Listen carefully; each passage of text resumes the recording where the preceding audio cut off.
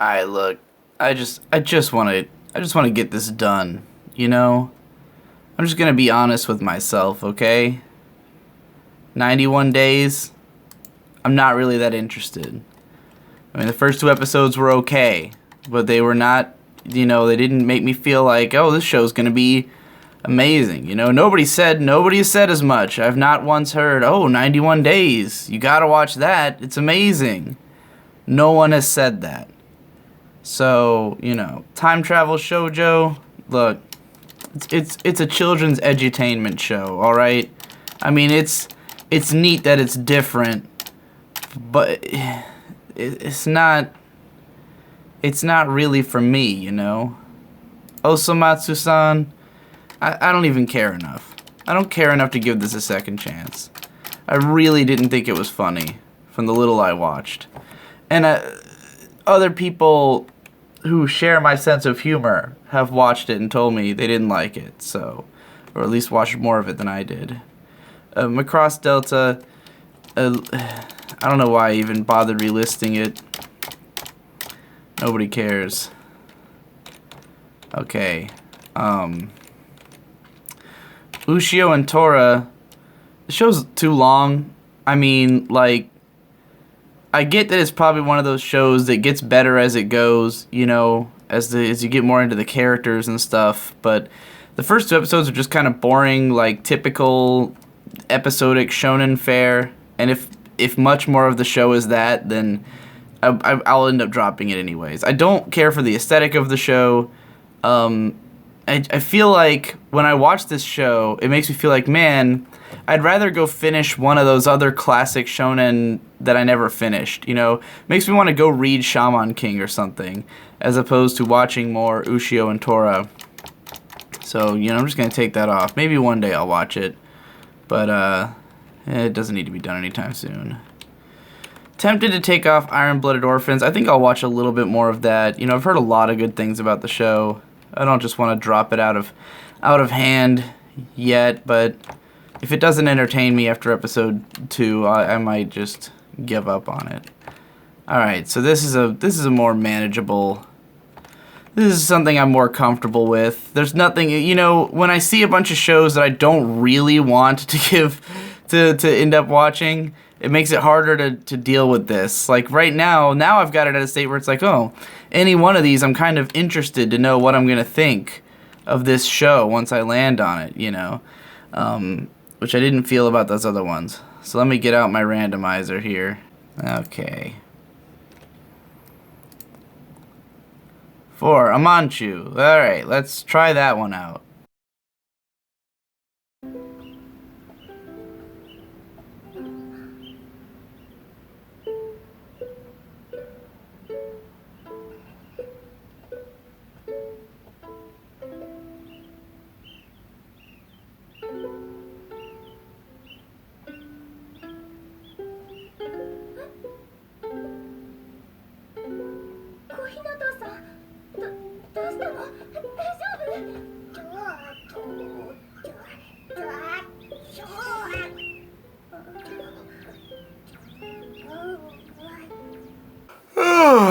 Okay. Oh, well, let's try, number 2? Ama to Inazuma. I'm excited about this one. Yay! So, Ama...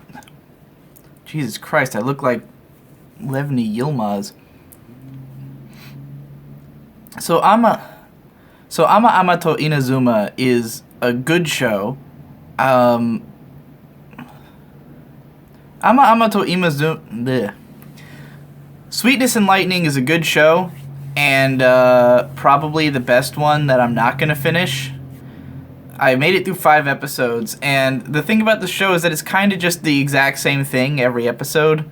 It's about a guy, single father, raising his, 3-year-old daughter. She's adorable. She goes to preschool, and then the show is about him trying to make her good meals, because ever since his wife died, his daughter hasn't eaten anything good.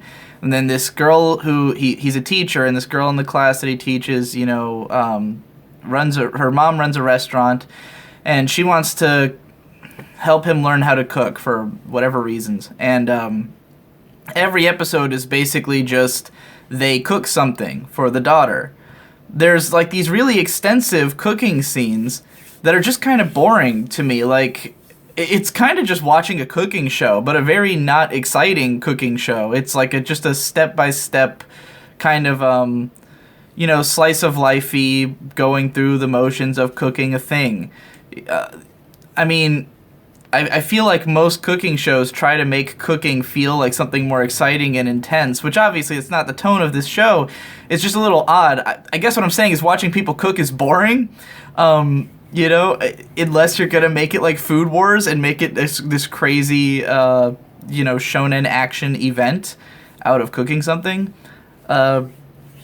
I would just get really bored during all the cooking scenes, because I get the point. They're gonna make food, and it's gonna either turn out okay or not okay. It's gonna be a happy little time, puts a smile on your face. The little girl's cute. She's kind of unfairly cute because she's almost never bad at all, because I watch a show like this and I'm always like, this is the kind of show that makes me like, I want a daughter one day. I can't wait. I want to have these feels. But then you're like, but this isn't like really what it's like, because real children are not perfect like this little girl, like even at her worst, she's easy to deal with. There's no like absolute shit fit throwing the way there would be in real life, which is good for a show. You don't necessarily want to watch a show about an incredibly bratty kid, but I'm just saying it's unfair and manipulative to have a little girl who's so perfect that she fills you with the feels of wanting to be a dad. And the characters are just kind of boring. They don't really have much going on outside of the cooking. Like, the girl is just really obsessed with food. The guy just wants to, like, all he cares about is taking care of his daughter. He's really got nothing else going on in his life. He just wants to, give his daughter something good to eat. And the daughter is a fucking 3-year-old. She has nothing going on, inherently. So they're not the most interesting characters to watch. And so much of the show is, like, takes place in the same location. It's like, it's always in this restaurant. It's always them cooking food at the end of the episode. So yeah, it just kind of gets repetitive and a little bit redundant, and I'm sure it'll do more. It changes up a little bit, especially in the first half of the episode is usually more about something more new, but then they end up cooking for the rest of it. And I'm sure there'd be more little things that would make me smile or be cute. And this is a show I could watch all of, without too much issue. I'm sure I could make it to the end and enjoy it all the way through and give it like a 7 out of 10. But as I've said before, I don't really have the energy for shows of this level right now. Like, I really need to see something interesting. I don't feel like I'm losing out when I don't finish a show like this. It just feels like I could have watched this anytime. And there's so many shows I could watch of this quality level that, like, not finishing one doesn't feel like a huge deal to me. So, whatever. Maybe one day I'll end up watching the rest for some reason. Who knows? But for now, I just don't care enough to finish it. Alright, well, in between video clips, I realized that I had forgotten to list Momokuri and Gorou on my list here of shows that I was watching from the summer season. So I added those in. Let's generate 2. So Momokuri. Alright, guess we're gonna finally knock that one out. Do you see this face? This is the face of satisfaction. And 3 beers. I just finished watching Momokuri, and it's definitely one of my favorite shows of 2016 so far. It totally met my early expectations. You may remember I actually talked about this show for the first time in my 2015 Finish or Fail series, because this show had its first few episodes last year, and then the rest of it this year, early on, as a series of web episodes that were like 10 minutes long apiece. And then they re-released it as a full TV show in the summer season, which was great because it had not been fully subtitled in the original run. But the TV version got released on Crunchyroll, which was fucking awesome for me, because I found this show that nobody was watching and was not even subbed, and after the first 2 episodes, I was completely hooked and I loved it. And I maintained that feeling throughout the show. It was fucking great. I absolutely loved it. It was just my face actually hurt after the first couple episodes I watched in this marathon, because I was smiling so much that my face hurt. And then eventually, I achieved this vegetative mind state. I think I described this in the Non-Non-Biori video, the vegging out watching Non-Non-Biori or something. I think it was that one.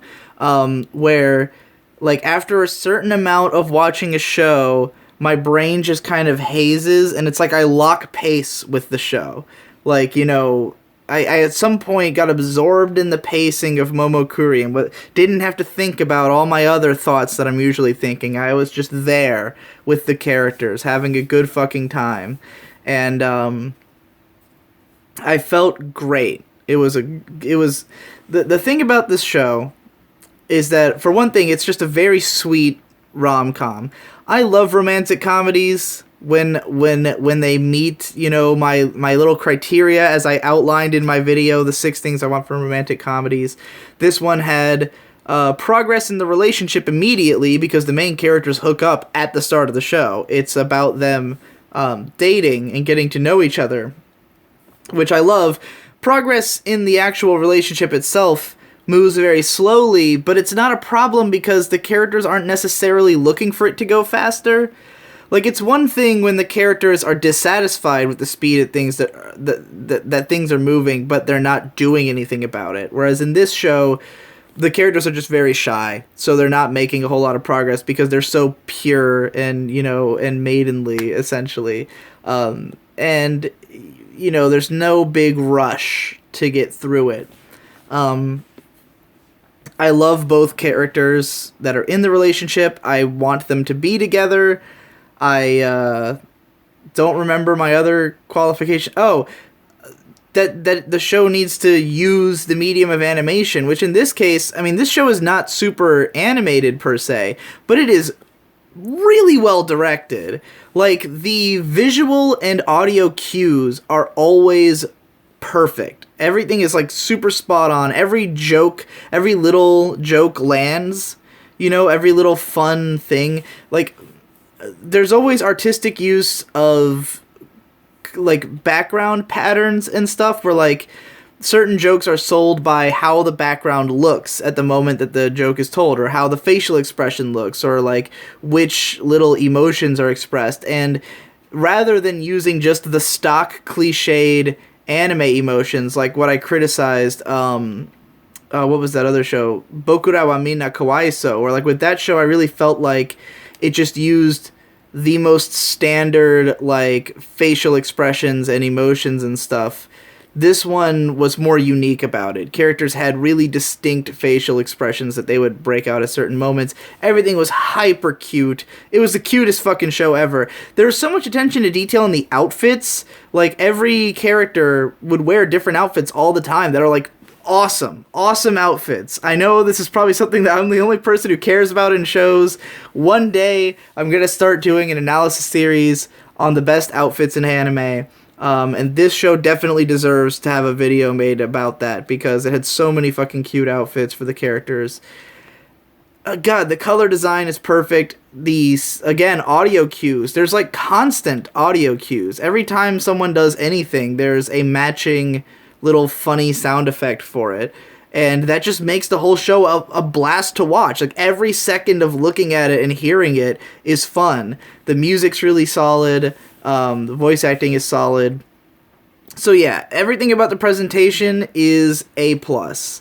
And the characters are fun. I love the way that the romance is handled in this show. What I think is the most interesting aspect of it, and if I made an analytical video about this show, this is probably what I'd say, is that it's a lopsided relationship.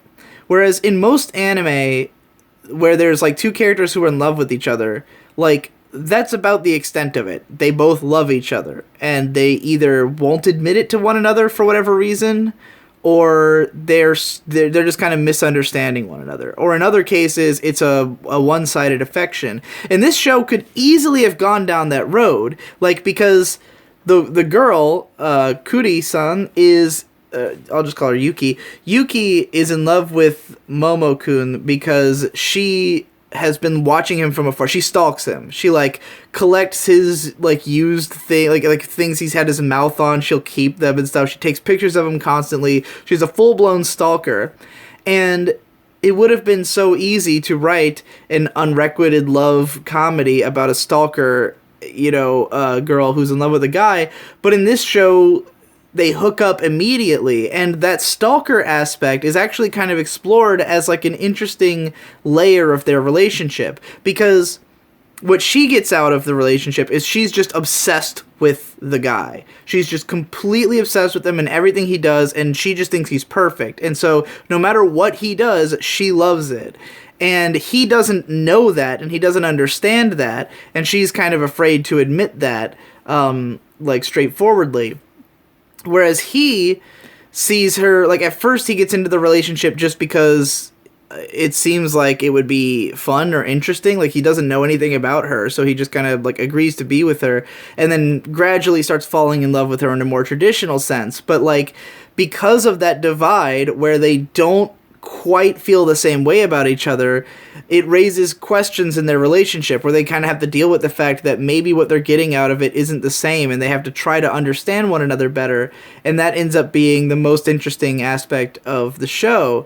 And just watching how, like, because you're equally privy to what's going on in each character's head. So, like, the guy, for him, he's grappling with his masculinity because he's a very girly looking guy. Everyone thinks he's cute. He's very short, and he has a complex about it. So, like, for him, a lot of his issues in the relationship is feeling like he's not manly enough. Whereas the girl doesn't care. Like, that does not matter to her. She just loves everything he does. And the problem with her is that she's so used to observing him from a distance and just loves him without having to even be close to him, that it's harder for her to actually get close because she's satisfied from a distance. And so actually getting close kind of embarrasses her or makes her feel unworthy and stuff like that. So yeah, the whole dynamic is really interesting. And I mean, if I have to criticize this show, it doesn't explore it that quickly or in that much depth. The show's 12 episodes. It does not make a huge amount of progress in that amount of time. A lot of things are reiterated. We kind of understand the problems as they come up again and again. I mean, I would say that it consistently makes progress, but not in leaps and bounds. It's like maybe every few episodes you'll see the characters move forward a little. And the supporting cast is solid. None of them are super standout, but they have enough going on with themselves, and they're all adorable and fun that they're worth watching and worth being there. But yeah, I mean, the show does not explore enough concepts for me to be like, this is a favorite show of mine, I don't think it's my number one of the year or anything, but it's definitely up there in, like, the top 5. So I had a real blast watching this show. I highly recommend it. I absolutely loved it. And I would love it if they made a second season, because I want to see where these two's relationship would go in the future. I would hope if they made a second season that it would continue to make more progress. And I'd love to see, like, a lot of this, there's hints at, the show has self-awareness about the fact that these characters are very chaste and, like, innocent. And it kind of makes fun of them for it a little bit. And I'd love to see what happens as they have to become more intimate and close and, like, deal with those kinds of issues and really address the fact that the girl keeps her distance. Because even at the very end of the show, she still has this kind of weird distant relationship. And it's only in, like, the last episode that that the guy sort of comes to understand that and, like, try to learn how to deal with it. So I'd love to see that explored further. It really felt like we were at the end of the first chapter of this story when we were at the end of it. So yeah, would love to see another season. And that's my thoughts on that. I actually finished a summer anime. Oh my god! I mean, technically it was from way earlier in the year, and arguably parts of it were even from last year. But at least I finished one and liked it, for fuck's sake. All right, it's that time again. Onarao. That should be easy to knock out. Okay, as much as I appreciate that, like, hilarious alt-idol ending theme video, it shows it's not that funny, actually. It's just not really that... It's not that funny. So, fuck it. Let's get back to our randomizer here.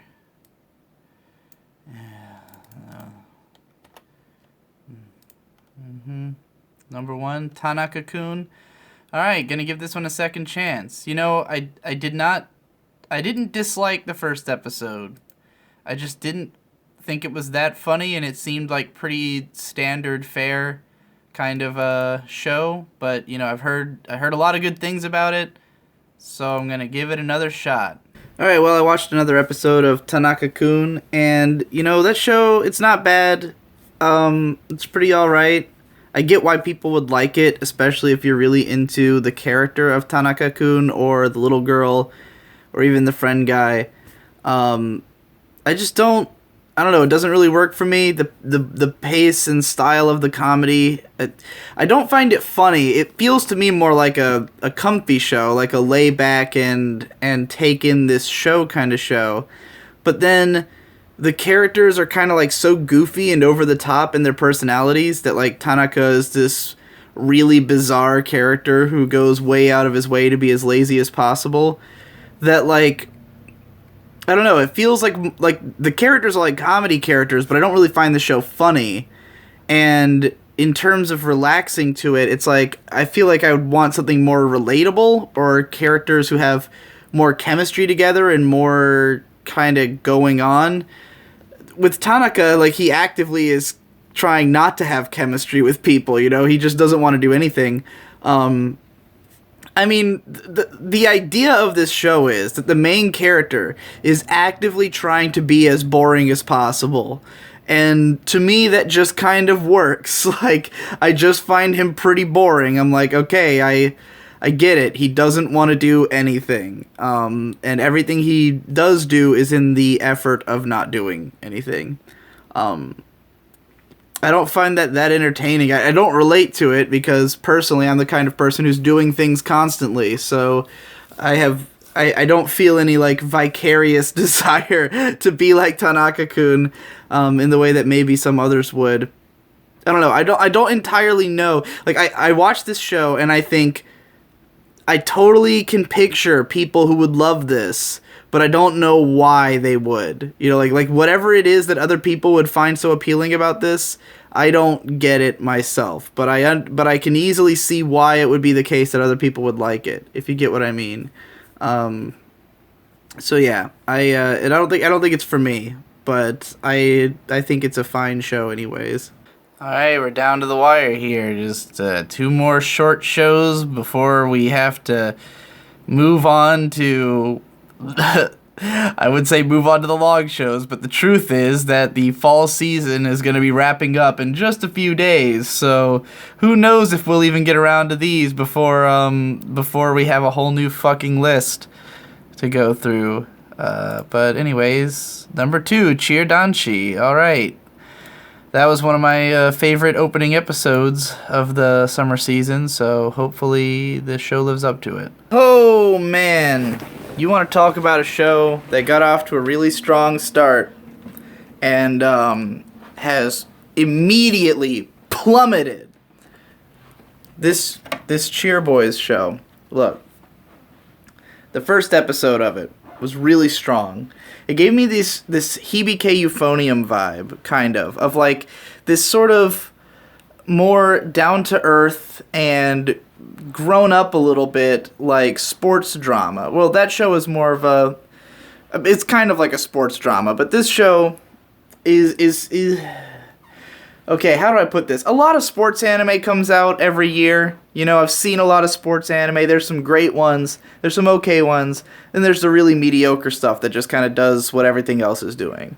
And it's exciting when a sports show comes out that has a little bit that's different in some way. This one's in college. You know, it's not just about prepping for the inner high or something. It's not the same generic kind of kid protagonists. You've got the main character who's a guy who used to be doing judo, but because he's kind of like his sister's so much more talented at it than he is, and he kind of feels his interest waning, and he hurt his shoulder a while back, and you know, he's just kind of losing interest, and his friend gets him interested in doing something else and trying to change by doing cheerleading. It was a really strongly written opening episode with some interesting seeming characters and a lot of nuance in the writing, where there was a lot of like subtlety in the way that they present the characters and their backstories. And episode 2, the first thing that went downhill, now episode 2 was okay, but the first thing that was readily apparent is that the production value just plummets. I mean, this is a brains-based show. They're kind of known for this in the last 5 years, is that brains-based shows tend to be pretty fucking ugly. If you ask me, they're kind of like the new Studio Dean, the one who's like known for every fucking show they do tends to look like garbage.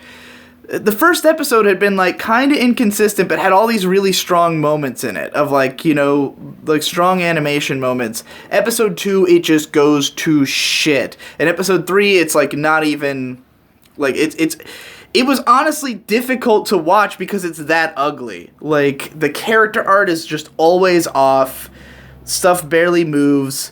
Shot composition's boring. It's not interesting direction or anything. It's just ugly to look at. And I was willing to forgive that if the story's interesting. And episode 2 is mostly about them sort of gathering new members to their cheering squad, and it just kind of felt like, yeah, all right, we're doing the setup part. We're getting ready, you know, the story's going to go somewhere. Then episode 3 was bad. It was really bad. It was like, it was corny.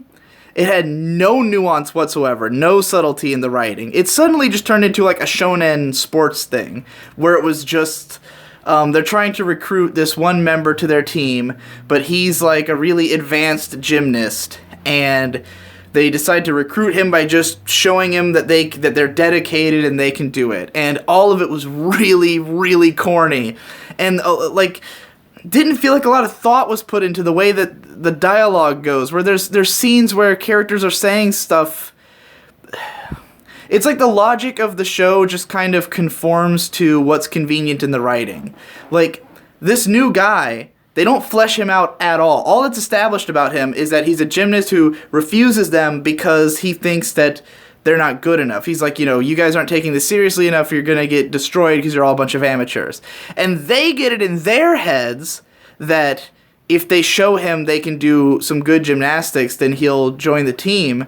And then that just happens at the end, like, as if it was a matter of course, like, because that's what the episode is about, then that's what's gonna happen, even though nothing about the way this guy's character is presented really suggested that this would have convinced him. And nothing goes wrong. It's just a cut and dry, exactly what it said it was gonna be situation, where, like, they just practice, and they all get better, and then they convince him, and then he joins. It's extremely straightforward. And it just felt like this, like, what happened here? Like, the first episode felt so, like, just so different from this kind of tone. And now it's suddenly way more, like, funny and happy-go-lucky. There's none of that sense of drama. There's none of that undercurrent of, like, of something deeper going on. You know, it just felt really trite. And that's on top of the terrible animation and artwork. So part of me was like, maybe it's just a fluke that episode 3 is bad. Some shows have like a really bad episode early on, you know, where like something just went wrong and it's just that episode. But I started up episode 4 and it really just kind of felt like more of the same. It was more, and I think a big part of it is that there's so many characters already, where like the first episode really was about like showing us what the two main guys are all about, like getting us sort of into their heads, and then introducing this third guy who's like the funny one, the Tomokazu Sugita character, who I love that guy. But then in the next episode, they introduced 3 more characters to the team, none of whom are interesting at all. One of them's just like the fat guy who just wants to change something about himself.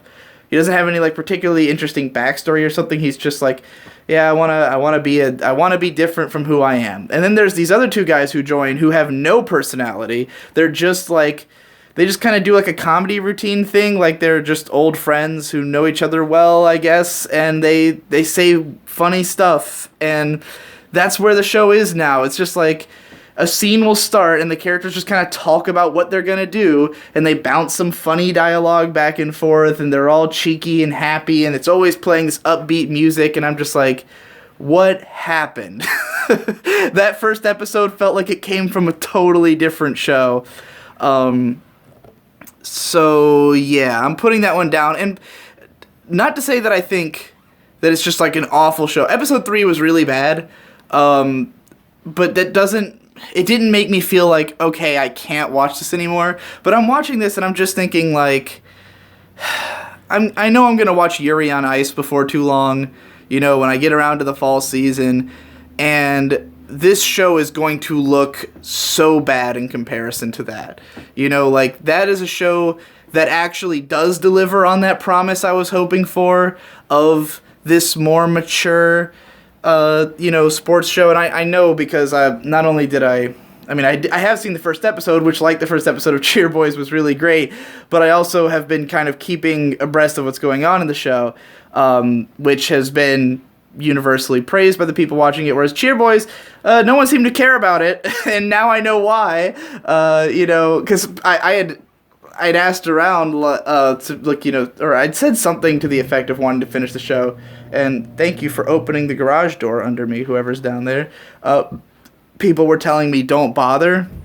I didn't believe them, but now I do. So, yeah. God, episode 3 was so fucking bad. Jesus Christ. Okay, well, I think our work is rather cut out for us at this point. I can't find my Gorilla Pod, so I'm just gonna walk around holding it. Hey, I finished a new game! It was good. It was a good time. It was a very painless experience. You know, the sort of epitome of a strong 6, light 7 show. Nothing really all that wrong with it. Nothing really exceptional about it. Other than that, the girls are super cute. I would definitely give this my vote for most attractive character designs of 2016. I mean, I haven't watched any fall season shows yet, so that could be contested, but goddamn, the girls in the show is cute as fuck.